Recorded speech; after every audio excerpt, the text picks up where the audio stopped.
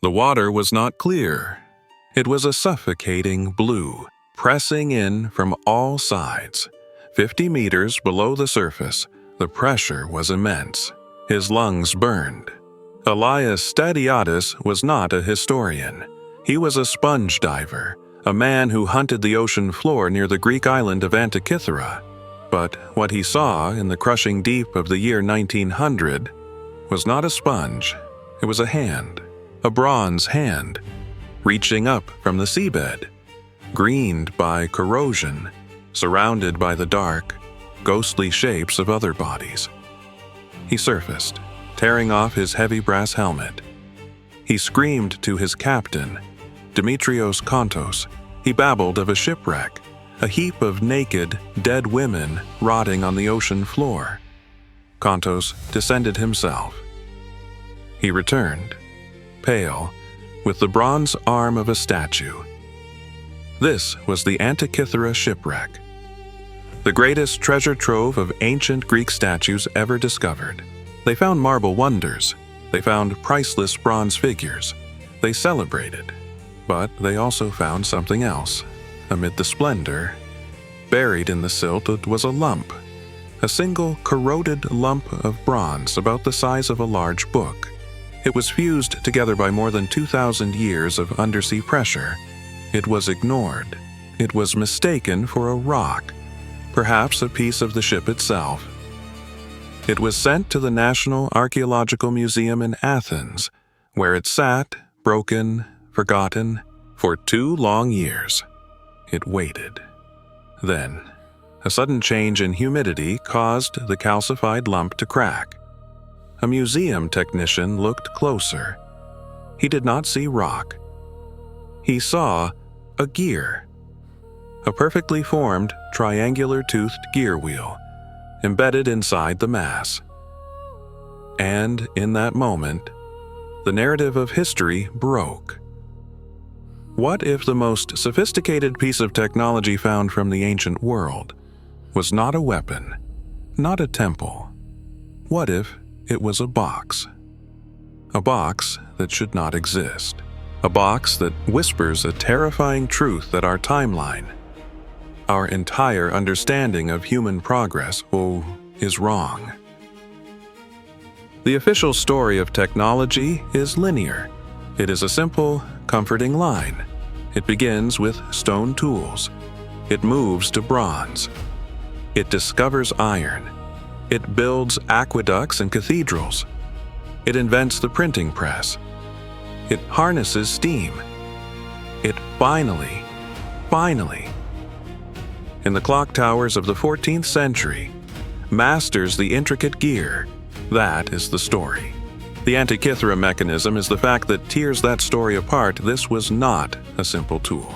This was not a rudimentary lever. The object pulled from the deep was an anomaly, a glitch. As archaeologists, scientists, and historians stared at that fractured bronze lump, they were confronted with a civilization-level contradiction. The shipwreck was dated, its cargo, its pottery, and its amphorae, the tall, clay jars used for transporting wine and oil, all pointed to the 1st century before Christ, roughly 80 to 60 BC. This was the world of Julius Caesar, of Cleopatra, a world of sandals, swords, and stone. The technology of that time was impressive. For that time, they had cranes powered by human treadmills. They had catapults. They had sophisticated plumbing. They did not, according to every history book ever written, have this technology. For example, differential gears, a complex system that allows one axle to turn at a different speed from another epicyclic gearing. This level of engineering simply vanishes from the historical record for the next 1,500 years. And yet, here it was.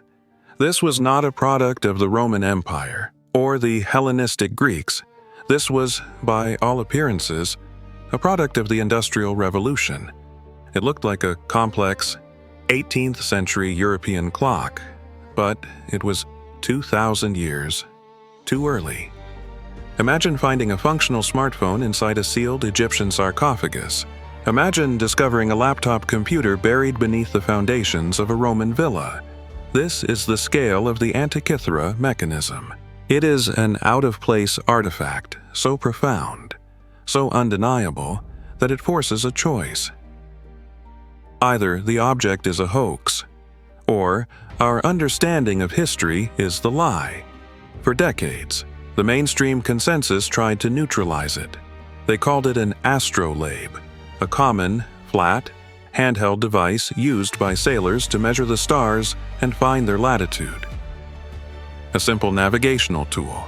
They dismissed its complexity. They could not, or would not, accept the implications. Because to accept the mechanism, you must accept a level of scientific and engineering knowledge that was not rediscovered for another 1,500 years. The knowledge inside that box was not supposed to exist. It suggests a scientific tradition that is not ours, a tradition that understood the cosmos, that could calculate the cosmos with a precision that we, in our modern arrogance, believed was uniquely ours. The true glitch is not the machine itself. The glitch is the void, the 1,500 years of silence that followed it. Where did this knowledge come from? And more importantly, where did it go? The machine remained an enigma, a paradox locked in bronze. For 50 years, researchers could only stare at its surface. The artifact was too fragile, too corroded. To open it would be to destroy it. It was a black box, holding the secrets of a lost world. Then, in the 1970s, came the first attempts to see inside. Early X-rays. They were crude, but they confirmed the terrifying suspicion. This was not one gear. It was full of gears.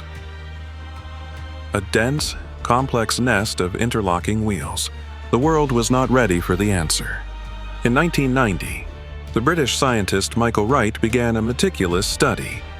He used a technique called linear tomography. He patiently X-rayed the device, slice by slice. He began to build a digital model. But it was in the year 2005 that the ghost finally gave up its secrets. A joint academic team, using advanced, custom-built X-ray scanners and digital imaging, peered into the heart of the mechanism. What they found was staggering. This was not a clock in our sense of the word. A clock tells you the time now. This machine, this calculator, did something impossible. It told you the future and the past. It was a complete mechanized model of the cosmos. The academic consensus, the official story, had always been that ancient astronomy was primitive, that they believed in a simple, mystical universe. This machine proved that story wrong. Inside the corroded casing were at least 37 distinct gears. They were arranged in a way that is now called a differential. The differential gear was famously invented in the 16th century to average the movement of clock hands. The Greeks, it seems, invented it 1,700 years earlier to average the movement of the planets. The machine had a front face and a back face. The front face was the public display. It showed the zodiac, the 12 constellations. It had a pointer for the sun, showing its position in the sky. It had a pointer for the moon. But this was not a simple moon dial. This pointer, this single, brilliant piece of engineering, accelerated and decelerated. It perfectly replicated the moon's complex. Elliptical orbit, its anomalistic motion, the simple, observable fact that the moon moves faster when it is closer to Earth and slower when it is farther away. It had pointers for the 5 planets visible to the naked eye: Mercury, Venus, Mars, Jupiter, Saturn. It showed their complex, wandering paths, their retrograde motion. where they appear to move backwards in the sky. This was not mysticism, though. This was mathematics. Pure, cold, terrifyingly advanced mathematics rendered in bronze. But it was the back of the machine that held the true glitch. The back face was not for simple observation. The back face was the computer. It was the processor. It featured two large spiral dials. The top dial was the Metonic cycle, a 235-month cycle. A sophisticated 19-year calendar that perfectly aligns the solar year with the lunar months. In short, it was the master key to all ancient calendars. Below that was the Saros cycle. This is the detail that changes everything. The Saros cycle is a repeating 223-month period. It is the precise window in which the geometry of the Sun, Earth, and Moon aligns perfectly. It is the master key for predicting eclipses. The machine did not just track the Sun and Moon, it predicted eclipses. It had a smaller dial, a subsidiary dial, that showed which months an eclipse, solar or lunar, was possible. It even, some researchers believe, indicated the color of the impending lunar eclipse. This was not a tool for farmers. This was not a toy for a rich merchant. This was a high-technology instrument of immense power. The power to predict the future. The power to tell kings and priests when the gods would blot out the sun. The confrontation with the X-rays was over. The verdict was in. The ancients had not just built a machine. They had built a computer. An analog computer, dedicated to the single purpose of modeling all of known reality, and they built it 2,000 years ago. Once the X-rays revealed the what, the focus shifted to the how and the why. The evidence is not just in the gears, it is in the instructions. The machine, the X-rays revealed, was covered in text. Thousands of tiny, almost microscopic Greek characters inscribed on its plates. It was, quite literally, a user manual, and it is this manual that confirms the machine's origin and purpose. The language is Koine Greek. The inscriptions, for example, on the eclipse dial, use the Greek words for sun, Helios, and moon, Selene. The manual describes the planets. It describes their stations and their retrograde loops. It is a technical document. It assumes the user already understands the astronomy. It is simply explaining how the machine models that astronomy. This is critical. It means there was a shared body of knowledge, a scientific community. The maker of this machine was not a lone mad genius. He was part of a tradition, a tradition that has vanished. The evidence points to Rhodes. The amphorae on the ship were Rhodian. Rhodes, in the 1st century before Christ, was a global center of astronomy and engineering. The astronomer Hipparchus, perhaps the greatest of all antiquity, worked there. He developed complex geometric models for the sun and moon. Is this his machine? A machine built on his principles. The evidence of the function is even more profound. Let us be perfectly clear. This is not a geocentric model in the simple Ptolemaic sense. It is not just Earth at the center. The complexity of the gears, especially for the moon and the planets, suggests a far more nuanced understanding. The machine's model for the moon. It is observationally correct. It is the exact effect that Kepler's second law would later describe. The Greeks had achieved the precise result, without needing the 17th century physics. How? The inscriptions provide another clue. The manual does not just list astronomical events, it lists games. One of the dials, a smaller one, is inscribed with the names of the great Pan-Hellenic games, the Olympics, the Isthmian Games, the Pythian Games. This was a calendar. It linked the cycles of the heavens. to the cycles of human society. This changes the interpretation completely. This was not just a theoretical device for an astronomer's study. This was a social machine, a political machine. It was a device to organize the world. It told you when to plant, when to sail, when to celebrate.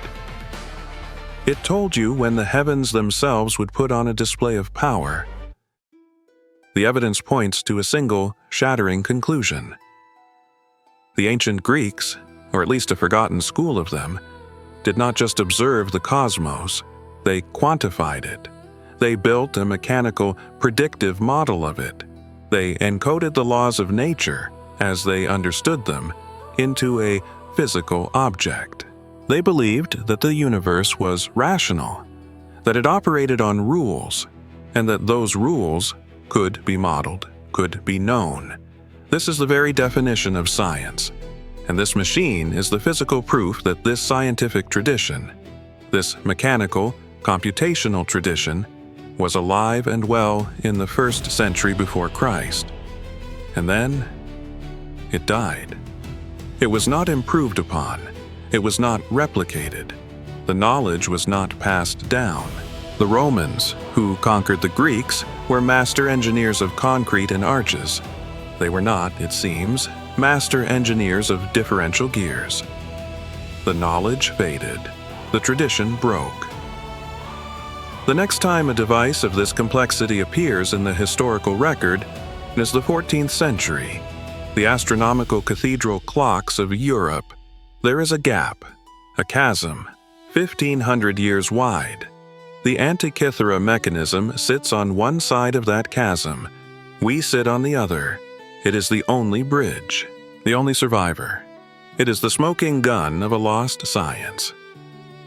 So, we are faced with an uncomfortable reality. 2,000 years ago, a culture we call ancient possessed a technological and mathematical ability that we, in our modern hubris, believed was impossible for them. They built an analog computer. The implications are not academic. They are fundamental. The official story, the one we are taught, is one of steady, upward progress. A dark age, perhaps, but always recovering, always moving forward. The Antikythera Mechanism destroys that story. It proves, without question, that history is not a line. It is a cycle of peaks and troughs, of knowledge gained and knowledge lost. We are forced to ask, what else did they know the machine we have is a copy? The inscriptions refer to cycles and models. It is almost certainly the pinnacle of a long development. Where are the prototypes? Where are the simpler versions? Where are the other machines? The ship sank. This one artifact survived by sheer dumb luck. A statistical miracle. How many others did not? How many others are sitting at the bottom of the Mediterranean? How many were melted down for bronze? Their precious, geared secrets lost forever, turned into swords or coins. What if this was the standard? What if machines like this were common? We only have this one because it was lost. This is the true terror of the Antikythera Mechanism. It is not just a complex clock. It is a warning. It is a message in a bottle sent across an ocean of time. And the message is simple. Knowledge is fragile. Civilization is breakable. The glitch, in the end, is not the machine itself. The machine is perfect. It works. The glitch is the loss. The 1,500-year gap. The glitch is us. It is our timeline. The one in which this knowledge had to be painfully, slowly rediscovered by Copernicus, by Kepler, by Newton. It forces us to look at our own world, our digital age. Our servers, our cloud, our reliance on complex systems we barely understand. We believe we are the peak. But what if we are just the next peak? What if our entire system is just as fragile as the one that built this bronze computer? The Antikythera Mechanism is not a relic of the past, it is a mirror. It shows us a culture that had reached a level of mechanical genius and then vanished. It asks us a single, terrifying question. If they, with their bronze gears and their profound understanding of the cosmos, could fall into darkness, what makes us think that we are any different?